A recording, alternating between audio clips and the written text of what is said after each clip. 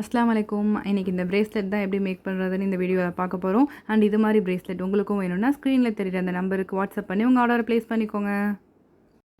இப்போ நான் maroon colour crackle beads தான் எடுத்திருக்கேன். அண்ட் இது கூடவே ஒரு ஹார்ட் சாம் எடுத்துக்கிறேன். அப்புறம் ஒரு ஜம்ப் ரிங் எடுத்துக்கிறேன். 0.8 எலாஸ்டிக் தான் எடுத்திருக்கேன்.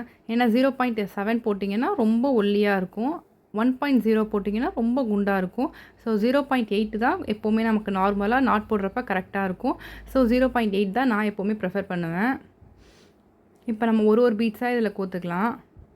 டோட்டலாக இப்போ நான் 22 பீட்ஸ் தான் கோக்க போகிறேன். ஏன்னா இப்போ ரொம்ப லீனாக இருந்தாங்க அப்படின்னா ஒரு 21 பீட்ஸ் போதும். கொஞ்சம் ஃபேட்டாக இருந்தாங்கன்னா 23 பீட்ஸ் போதும். நான் இப்போ நார்மல் ஹேண்டுக்கு தான் பண்ணுறேன். ஸோ 22 பீட்ஸே போதும். டோட்டலாக இப்போ நம்ம 22 பீட்ஸ் கோத்துக்கலாம்.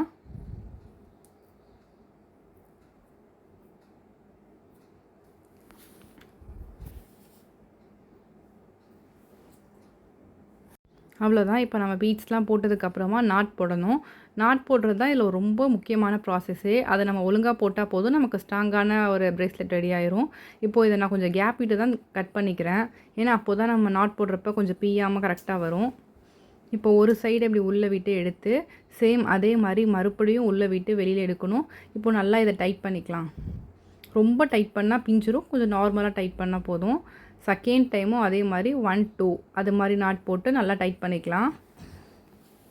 தேர்டு ஸ்டெப்பும் 1 2 இது மாதிரி போட்டு நல்லா டைட் பண்ணி எடுத்துக்கலாம். ரொம்ப டைட் பண்ண வேணாம்.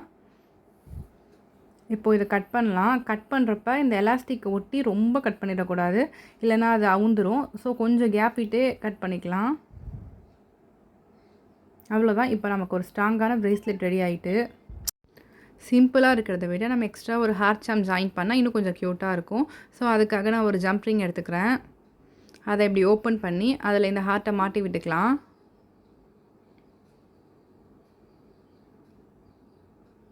இப்போ நம்ம ரெடி பண்ணி வச்சுருக்க பிரேஸ்லெட் எடுத்து ஒரு பீடை அப்படியே இப்படி நவர்த்தி விட்டால் இந்த மாதிரி எலாஸ்டிக் தெரியும். அதை உள்ளே விட்டு இப்படி வெளியில் எடுத்து அந்த ஜம்ப் ரிங்கை க்ளோஸ் பண்ணி விட்டுக்கணும்.